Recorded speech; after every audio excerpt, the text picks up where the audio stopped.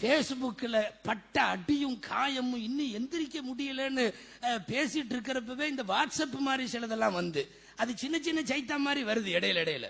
அதுல இவனுங்க பண்ற அலிம்பும். இதுல பொல்லாத ஒரு பட்டன் ஒண்ணு இருக்குதுங்க, ஷேர்னு ஒரு பட்டன். என்ன வந்தாலும் அமுத்தி விட்டுறான். போ 100 பேத்துக்கு அனுப்புறான், 1000 பேத்துக்கு அனுப்புறான். சில பேர் அது பெருமையோடு சொல்றான். இன்னைக்கு ஒரு அமுத்தனை என் மூலியமா 1000 பேத்துக்கு போயிருச்சு. அதுல எவனை பத்தியாவது தெரியாத செய்தியா இருக்கும், பூரா தெரியாத செய்தி, ஆதாரமே இருக்காது. எவன் அனுப்புனாலும் ஷேர் உடனே அனுப்பிச்சு விட்டுற வேண்டியது, சென்ட் பண்ணி விட்டுருவோம், அது போயிடும். அது அப்படியே துனியா பூரா போயிட்டு இருக்கு. உண்மையே இல்லாத ஏராளமான செய்தி.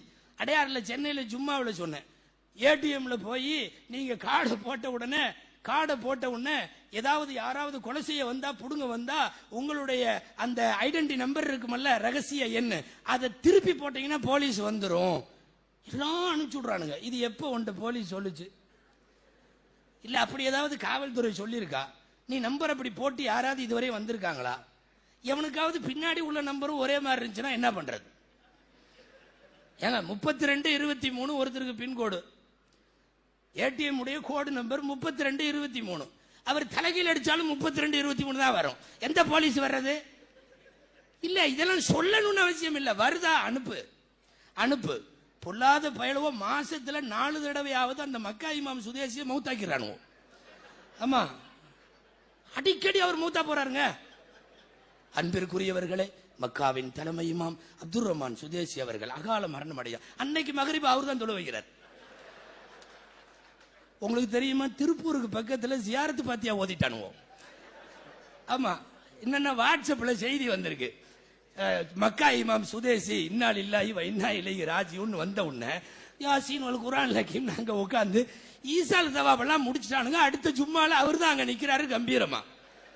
இப்படி நிறைய பேத்த மௌத்தாக்கி நிறைய பேத்தோட பொழப்புக்கு எடுத்து நான் சொல்ல வருவது, ஊடகங்களுடைய வளர்ச்சி, மீடியாக்களினுடைய பல்வேறு பரிணாமம், குறிப்பாக இன்றைக்கு வாட்ஸ்அப் வரையும் வந்துவிட்ட இது போன்ற செய்தி பரவல்கள், ஒரு பக்கம் ஒழுக்கக்கேட்டை தவறான அவதூறுகளை, முதல்ல இந்த ஷேர் பட்டன்ல கையே வைக்க கூடாது. எவனாவது அனுப்பிச்சான்னா அனுப்புறதெல்லாம் டெலீட் பண்ணிக்கிட்டே இருங்க. ரொம்ப தேவையா ஏதாவது தெரிஞ்சா மட்டும்தான் ஷேர் பண்ணி வைக்கணும். சில பேர் ஷேர் பண்ணாம விட்டுருவானோன்னு அவன் அடிஷனலா அதையும் சேர்த்து அனுப்புவான்.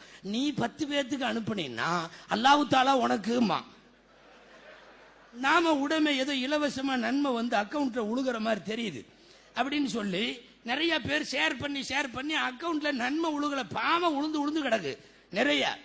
டெலிட் பட்டன் மட்டும்தான் அமுத்தணும் வாட்ஸ்அப்பினுடைய செய்திகளை பொறுத்தவரை. குர்ஆன் சொல்லுது, இன்ஜாக்கும் பாசுக்கும் பினபையின் ஃபதபையனு அன் துஸீபு கௌமம் பிஜஹாலா.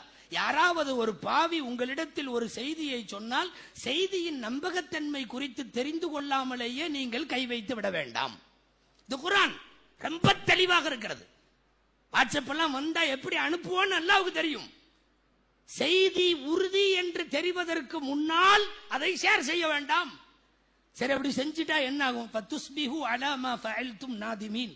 கை சேதத்திற்குரியவனாக போய்விடுவாய், கை வைத்து விடாதே.